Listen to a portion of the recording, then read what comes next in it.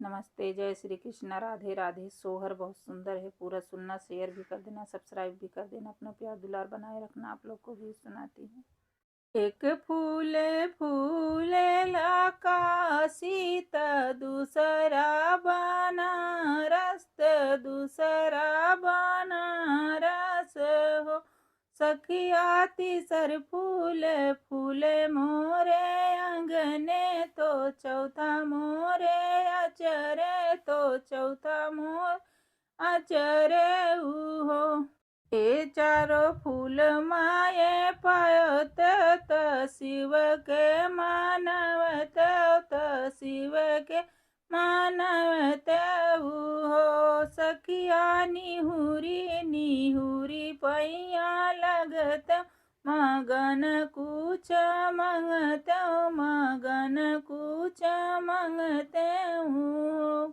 केहू के दिहा शिव दुई चार, केहू के 10 5, केहू के 10 5 हो। सखिया केहू के जिया ललचावे, त एक लालन बीनु, एक लालन बीनु हो। एक फूले फूले लाकाशी त दूसरा बनारस, दूसरा बनारस हो। सखिया तीसर फूल फूले मोरे अंगने, त चौथा मोरे अचरे, त चौथा मोरे अचरे हो।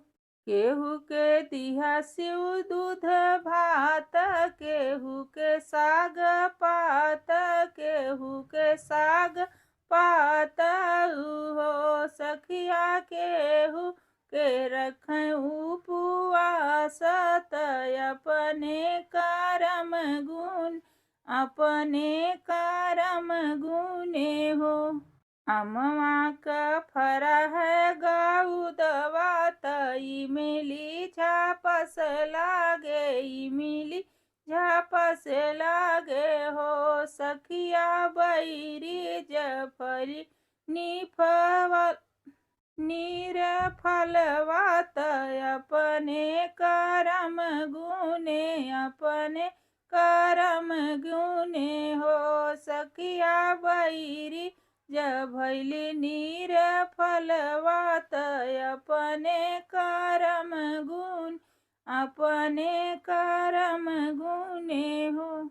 एक फूले फूले लाकाशी त दूसरा बनारस, दूसरा बनारस हो। सखिया तीसर फूल फूले मोरे अंगने, त चौथा मोरे अचरे, त चौथा मोरे अचरे हो।